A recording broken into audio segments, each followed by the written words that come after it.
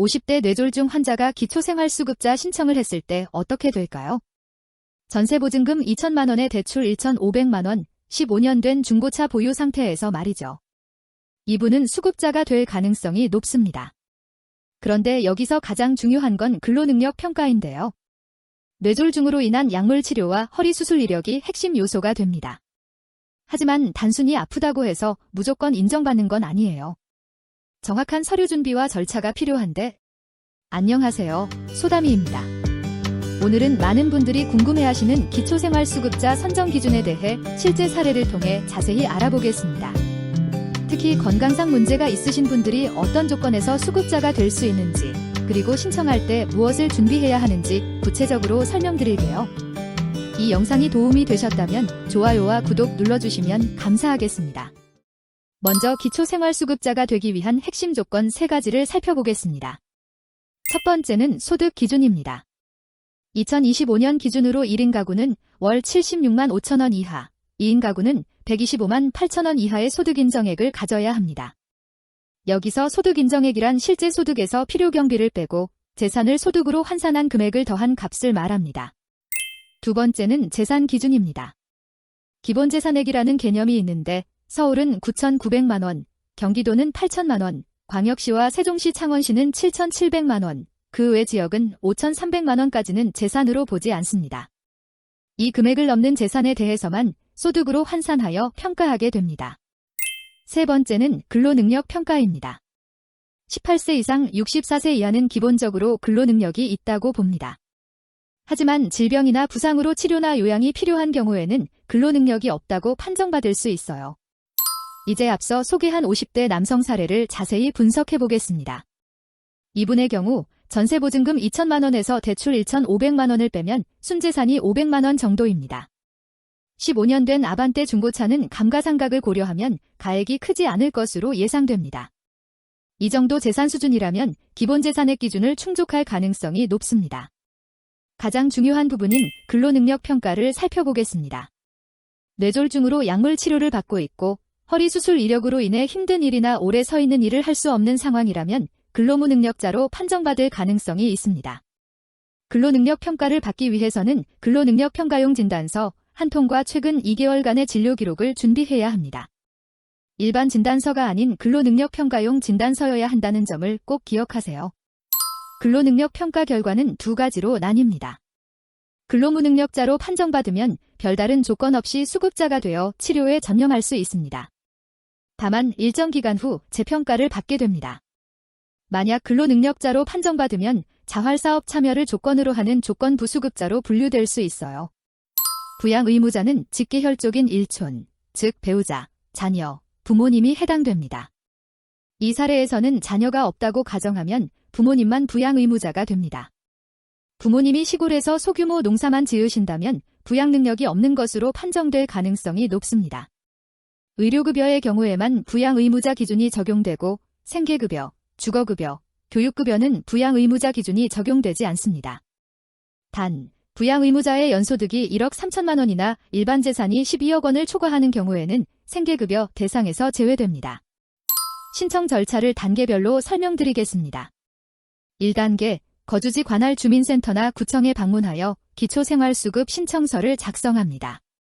2단계, 병원에서 근로능력 평가용 진단서와 최근 2개월간의 진료 기록을 발급받아 함께 제출합니다. 3단계, 담당 공무원이 소득과 재산, 부양 의무자 상황을 조사하고 근로능력 평가를 진행합니다. 구체적인 예시로 설명해 보겠습니다. 세종시에 거주하는 1인 가구가 주거용 재산 1억 6,600만 원과 일반 재산 3천만 원을 보유한 경우를 살펴보겠습니다. 먼저 세종시 주거용 재산 한도액은 1억 4,600만 원입니다. 보유한 주거용 재산 1억 6,600만 원에서 한도액을 초과하는 2천만 원은 일반 재산으로 분류됩니다. 그러면 일반 재산은 총 5천만 원이 되고 금액의 월 4.17%의 소득 환산율이 적용됩니다. 주거용 재산 한도액 1억 4,600만 원에서 세종시 기본재산액 7,700만 원을 공제하면 6,900만 원이 남습니다. 이 금액에는 주거용 재산 소득 환산율인 월 1.04%가 적용됩니다. 계산해보면 일반 재산 5천만 원에 4.17%를 곱하면 월 약 20만 8천 원, 주거용 재산 6,900만 원에 1.04%를 곱하면 월 약 7만 2천 원의 소득 환산액이 나옵니다. 총 소득 환산액은 월 28만 원 정도가 됩니다. 자동차의 경우 용도에 따라 다르게 평가됩니다. 생업용 자동차, 장애인용 자동차, 10년 이상 된 중고차 등은 재산가액 산정에서 제외됩니다. 하지만 일반적인 승용차의 경우 월 100%의 소득 환산율이 적용되어 사실상 수급자 선정에 큰 장애가 됩니다. 15년 된 아반떼의 경우 10년을 초과한 중고차이므로 재산가액 산정에서 제외될 가능성이 높습니다. 만약 근로소득이 있는 경우에는 근로소득공제가 적용됩니다. 근로소득에서 일정 금액을 공제해주어 실질적인 소득을 줄여주는 제도입니다. 예를 들어 월 100만 원의 근로소득이 있다면 30만 원 정도를 공제받을 수 있어서 실제로는 70만 원의 소득으로 평가받게 됩니다. 의료급여 선정 기준은 기준 중위소득의 40% 이하입니다. 1인 가구 기준으로 월 95만 6천 원 이하면 의료급여 대상이 됩니다. 생계급여는 더 엄격해서 기준 중위소득의 32% 이하인 월 76만 5천 원 이하여야 합니다. 의료급여만 받더라도 병원비 부담이 크게 줄어들기 때문에 실질적인 도움이 되는데요. 의료급여 1종의 경우 입원비는 무료이고 외래 진료비도 1,000원에서 2,000원 정도만 부담하시면 됩니다. 신청할 때 주의해야 할 점들을 말씀드리겠습니다. 첫째, 근로능력평가용 진단서는 반드시 현재 치료받고 있는 병원에서 발급받아야 합니다. 다른 병원에서 발급받은 진단서는 인정되지 않을 수 있어요. 둘째, 소득이나 재산 상황에 변동이 있으면 즉시 신고해야 합니다. 나중에 발각되면 지급받은 급여를 환수당할 수 있습니다. 셋째, 부양 의무자의 소득이나 재산이 기준을 초과하더라도 실제로 부양을 받지 못하는 특별한 사정이 있다면 이를 입증할 수 있는 자료를 준비하세요. 신청 전에 꼭 확인해야 할 사항들을 정리해 보겠습니다. 소득 관련해서는 근로소득, 사업소득, 재산소득, 이전소득을 모두 파악해야 합니다. 재산의 경우 주거용 재산, 일반 재산, 금융재산, 자동차를 구분하여 정확한 가액을 확인해야 해요. 근로능력 평가를 위해서는 현재 치료 중인 질병의 진단서와 진료기록을 준비하고 일상생활에서의 제약사항을 구체적으로 기록해두는 것이 좋습니다. 부양 의무자 관련해서는 부모님과 자녀의 소득과 재산 상황을 파악해야 하고 실제 부양 여부를 확인해야 합니다. 지역에 따라 기본재산액과 주거용 재산 한도액이 다르다는 점도 중요합니다. 서울이 가장 높고 그 다음이 경기도, 광역시 순이며 그 외 지역이 가장 낮습니다.